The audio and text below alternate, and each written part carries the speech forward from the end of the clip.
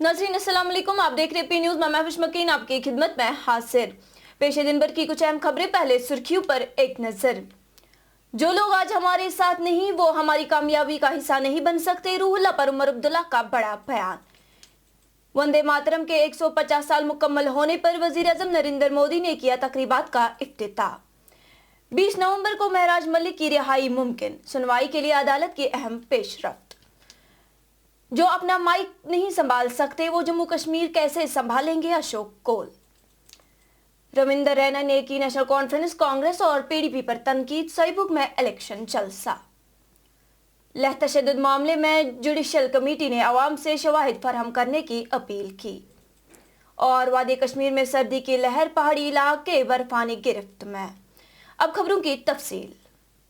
नाज़रीन, एक बड़ा बयान देते हुए वजीर आला उमर अब्दुल्ला ने आगा रूहुल्लाह का नाम लिए बगैर वाज़ा किया है कि पार्टी के इंतखाबी मुहिम में शिरकत करना मुकम्मल तौर पर रजाकाराना अमल है और किसी को भी मजबूर नहीं किया जा रहा है। याद रहे, जब उनसे पार्टी के सीनियर लीडर आगा रूहुल्लाह की इंतखाबी मुहिम में शमूलियत के बारे में सवाल किया गया तो उमर अब्दुल्ला ने जवाब देते हुए कहा कि जब हमसे आगा रूहुल्लाह के बारे में पूछा गया तो हमारा जवाब बिल्कुल साफ था। किसी को मुहिम में हिस्सा लेने के लिए मजबूर नहीं किया जाता। जो शामिल होना चाहता है वो अपनी मर्जी से होता है और जो नहीं होना चाहता वो शामिल नहीं होता। उमर अब्दुल्ला ने दावा किया कि नेशनल कॉन्फ्रेंस की जारी इंतखाबी मुहिम को आवाम की भरपूर हिमायत हासिल है और उन्हें कामयाबी का पूरा यकीन है। उमर अब्दुल्ला ने मजीद कहा कि जो लोग आज हमारे साथ इस सफर में नहीं है वो कल हमारी कामयाबी का हिस्सा नहीं बन सकते। वही उमर अब्दुल्ला ने कहा कि जो लोग घरों में बिजली के मीटर नस्ब नहीं करेंगे वो हुकूमत के 200 यूनिट मुफ्त बिजली के फैसले से फायदा नहीं उठा सकते। बड़गाम में रैली से खिताब करते हुए उमर अब्दुल्ला ने कहा कि मीटरों पर सियासत अवाम को गुमराह कर रही है, जबकि हुकूमत आम लोगों का बोझ कम करने के लिए पुरअज़म है। उन्होंने कहा कि हमने हर घर को 200 यूनिट मुफ्त बिजली देने का वादा किया है, लेकिन बगैर मीटर के ये मुमकिन नहीं। अगर आप मीटर नहीं लगाएंगे तो बाद में शिकायत ना करें। अब मेरे मुखालिफ निकले यहाँ बिजली पे सियासत करने के लिए, ठीक है। मैं यहां खड़े होकर ये कह सकता हूं कि मुझे ये बिजली के मीटर विरासत में मिले कि मीटर लगाने से बिजली का बिल जो है वो कम होता है। लेकिन दूसरी बात, हमने अपने मंशूर में जम्मू कश्मीर के लोगों के साथ वादा किया है कि जहां 200 यूनिट से कम बिजली इस्तेमाल हो वहां बिजली का बिल जो है माफ करेंगे, मुफ्त करेंगे। लेकिन बिजली का बिल बिना मीटर के हमें पता नहीं चलता। अगर आपको मीटर नहीं लगाना है, मतलब है ये अग्रीमेंट के तहत आपका बिजली का बिल जितना चढ़ेगा चढ़ेगा। नई दिल्ली के इंदिरा गांधी इंडोर स्टेडियम में वजीर आजम नरेंद्र मोदी ने वंदे मातरम के 150 साल मुकम्मल होने पर साल भर जारी रहने वाले तकरीबात का आगाज किया। इस मौके पर उन्होंने यादगारी डाक टिकट और सिक्का जारी किया और कहा कि वंदे मातरम हर दौर में कौम के हौसले को बुलंद करता है और हमारी तारीख और तहजीब से जोड़ता है। मोदी ने आज़ादी के शहीदों को खराज अकीदत पेश करते हुए कहा कि ये तराना हुब्बुल वतनी, इत्तेहाद और अज़म की अलामत है। एमएलए महराज मलिक के पीएसए के तहत नजरबंदी के खिलाफ दायर हैब्स कॉर्पस पिटीशन की समाअत अब हतमी मरहले में दाखिल हो गई है। अदालत ने इस मामले को 20 नवंबर को हतमी गौरखोज के लिए फहरिस्त में शामिल कर लिया है। पिटीशन में यह दावा किया गया कि नजरबंदी के अहकामात जारी करते वक्त कानूनी तकाज़ों की मुकम्मल पासदारी नहीं की गई और ना ही मलिक के बुनियादी हुकूकों को मद्देनजर रखा गया।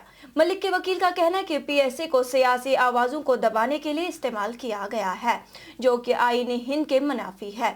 वही एक अहम पेश रफ्त में अदालत ने तमाम फरीकीन को मुकर्ररा तारीख पर आखिरी दलाइल पेश करने की हिदायत की है, जिसके बाद इस अहम केस में हतमी फैसला मुतवक्का है। ये मामला सियासी और अवामी हलकों में खास तवज्जो का मरकज बना हुआ है। बीजेपी के जनरल सेक्रेटरी अशोक कोल ने कहा कि बड़गाम ज़िमनी इंतखाबात में पार्टी गांव बगाऊ आवाम से राब्ता करके जम्मू कश्मीर में मकबूल हो रही है। कोल ने कहा कि लोग अब बीजेपी का इस्तेकबाल कर रहे हैं जो पहले दरवाजा बंद करते थे। انہوں نے وزیر اعلیٰ عمر عبداللہ کی حالیہ تقریر پر طنز کرتے ہوئے کہا کہ جو اپنا مائک نہیں سنبھال سکتے وہ جموں کشمیر کیسے سنبھالیں گے۔ بھارتی جنتا پارٹی پہلی بار گاؤں گاؤں میں گھوم رہی، پہلی بار ہم ہر ووٹر کے پاس جا رہے ہیں، یہ بہت بڑی بات ہے، بہت جیت ہے ہمارے لیے۔ اور جب ہم جا رہے ہیں تو لوگ ہم کو ایکسیپٹ کر رہے ہیں۔ پہلے تو ایسا تھا کہ بھارتی جنتا پارٹی کو دیکھ کر لوگ دروازے بند کرتے تھے، ہمارا نام سن کر ڈر جاتے تھے، لیکن آج ہم کو وہ چائے پلاتے، وہ کہتے ہیں چائے نہ پیو دودھ پیو بھائی صاحب دودھ۔ تو اتنا سواگت آج بڑگام میں ہم کو ملا ہے، ہمارے کاریہ کو ملا ہے، یہی ہمارے لیے جیت ہے۔ آپ دیکھیں گے ہم پہلے اس میں چناؤ نہیں لڑے تھے 24 میں، لیکن آپ دیکھیں گے کہ اس میں ہمارے بہت سارے لوگ جو ہمارا سمرتھن کریں گے، ایسا ہم کو لگتا ہے۔ اور ہم جو باقی کے 3 دن بچے ہیں، ان 3 دنوں میں بھی پوری مہم کے ساتھ بڑگام میں اپنی کمپین جو ہے اس کو چلائیں گے۔ نیشنل کانفرنس کی حالات ہے، جو اپنا مائک نہیں سنبھال سکیں گے وہ جموں کشمیر کو کیا سنبھالیں گے، یہ بہت دربھاگیہ ہے۔ سوئیبگ میں منعقد ایک الیکشن ریلی سے خطاب کرتے ہوئے روندر رینا نے کہا کہ مودی سرکار کے آنے کے بعد کشمیر میں امن قائم ہوا ہے۔ انہوں نے نیشنل کانفرنس، کانگریس اور پیپلز ڈیموکریٹک پارٹی پر شدید تنقید کرتے ہوئے کہا کہ یہ جماعتیں عوام کے مسائل حل کرنے میں ناکام رہی۔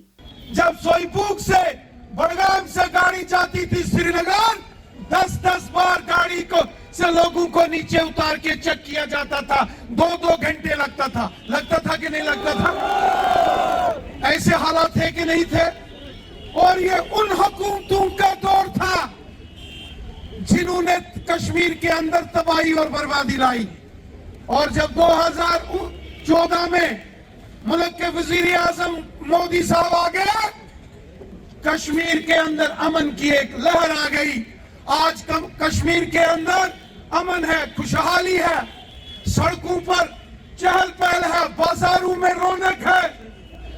آج بھارتی جنتا پارٹی جیسی جماعت بھی بڑگام کے ہر ایک گاؤں میں، شہر میں جا کے زبردست ریلی کر سکتی ہے۔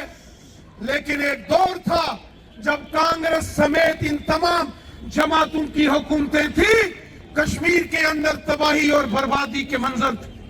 لیہ میں 24 ستمبر کو پیش آئے تشدد کے واقعات کی تحقیقات کر رہی جوڈیشل کمیٹی نے کہا کہ اب تک کسی بھی فرد یا تنظیم کی جانب سے کوئی ثبوت یا گواہی موصول نہیں ہوئی ہے۔ کمیٹی کے ترجمان نے بتایا کہ عوام، متاثرین اور گواہوں سے اپیل کی گئی ہے کہ وہ اس واقعے سے متعلق ویڈیوز، تصاویر یا دیگر شواہد فراہم کرے تاکہ حقائق سامنے لائے جا سکے۔ وادی کشمیر میں سردی کی شدت میں مزید اضافہ ہو گیا ہے۔ محکمہ موسمیات کے مطابق آج پہلگام میں درجہ حرارت -3.0 ڈگری سیلسیس ریکارڈ کیا گیا، جو موسم خزاں کا اب تک کا سب سے کم درجہ حرارت ہے۔